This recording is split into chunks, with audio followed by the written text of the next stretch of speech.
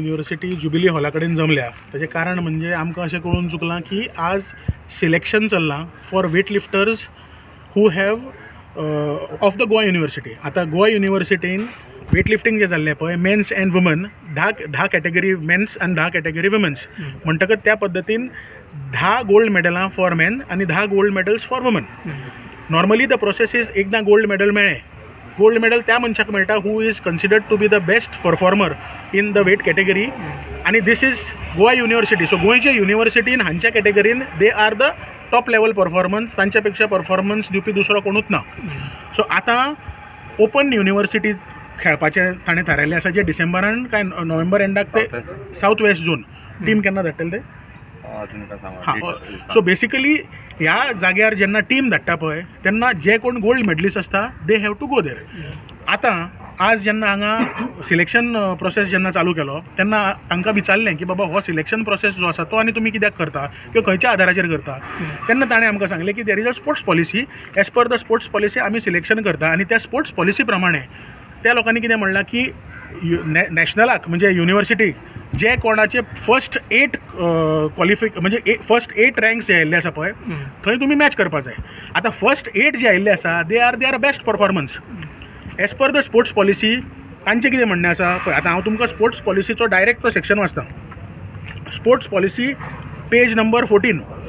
The selection criteria for university team for events on priority basis approved by the sports council will be as follows.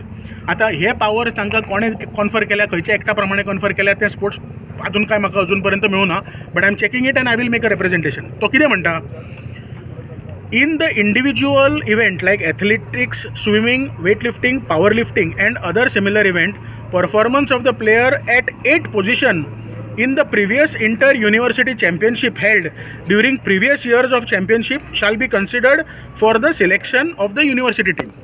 आता हे फक्त ह्या स्पोर्ट्सांक आणि फुडें कितें म्हणटा events like judo, taekwondo and other similar events only the first place winner at the inter-collegiate championship of the current year shall be considered for selection.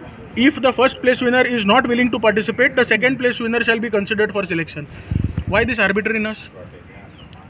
We should send the best. And when the people who are representing are the best, why do you want to create hurdle? फाल्यां समजा तांकां जर NIS करपाचें आसा किंवा फुडें further studies घेवपाचें आसा स्पोर्ट्सान जाल्यार दे रिक्वायर बेसीक participation for the nationals. Bye coming up with such kind of criterias तुमी तांचो तो होपूय उडोवन उडयता, एक्सपोजर उडयता, तांकां एक ऑपॉर्च्युनिटी अफोर्ड जाता तीय तुमी दिना. So are we trying to कितें म्हणटा तें encourage the sports or we are trying to put a barrier. फाल्यां जर भुरग्यांक कळत की वेट लिफ्टिंगान पार्टिसिपेट करून कांयच मेळना बिकॉज आमकां फुडें धाडिना जाल्यार मागीर पीपल वील नॉट पार्टिसिपेट.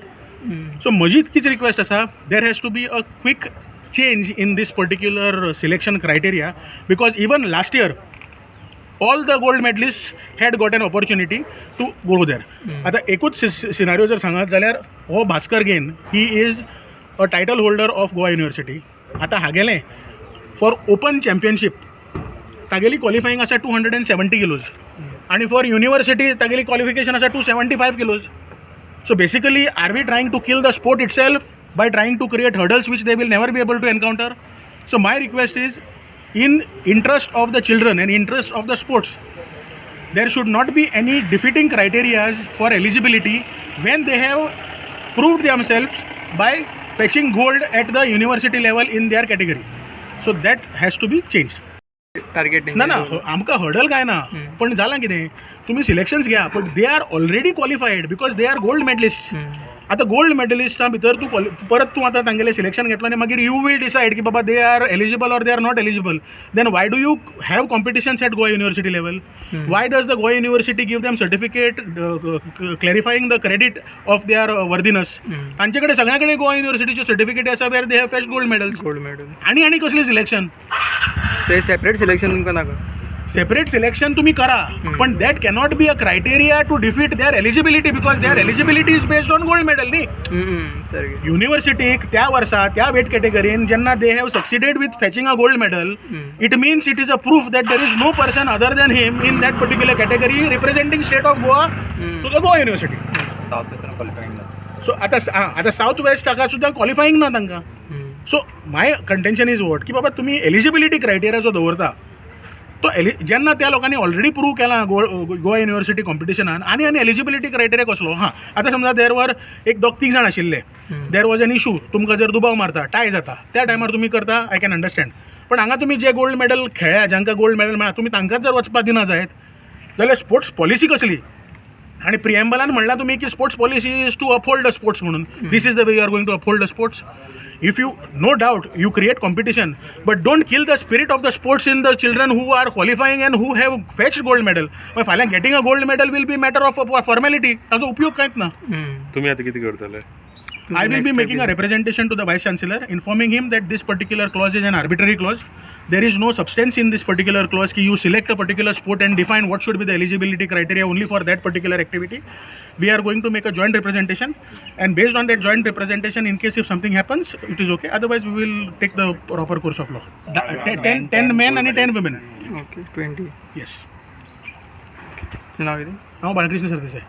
तुमी कितें म्हणून ना I am a weight lifter myself so हांव आतां हांगा आयिल्लो जेन्ना म्हाका कळ्ळें अशें जाता म्हणून see in case if we the sports lovers are not in a position to support these students because they are our future tomorrow this time national games were held in Goa so in case if we get better sports person and if their eligibility and their criteria shines it is good for the state of Goa itself so it should start from home it should start from the origin and for us the origin is the Goa University because that is the place where we represent our state. केन्ना दितले memorandum By today or tomorrow we will furnish. So आतां तुमी participate जातले हो ना They participate. We are not here to create any hurdle. They are going to perform as per the requirement instructions given to them. I had only come to inquire ki baba why this particular arbitrary criteria for eligibility is only reserved to these people. That is incorrect. Somebody has to question. They are not in a position to question. There are directors of sports. They are also not in a position to question because they are a line of system. ताणे फाल्यां question केल्यार तांकां मागीर memos येतले. So that is not so. कितें आसा कोणे तरी आनी why do you play with their future? You show me legally that they are not authorized to go, we are with you. But you are coming up with arbitrary provisions आणि मागीर तुमकां जर विचारलेले तुम्ही म्हणटा ना that is how the council has decided. Even if you have power to decide, you have to decide it in a judicious manner. विचार करून करूंक जाय उगीच तुमकां तोंडां येता ते तुम्ही करू शकना. That's it.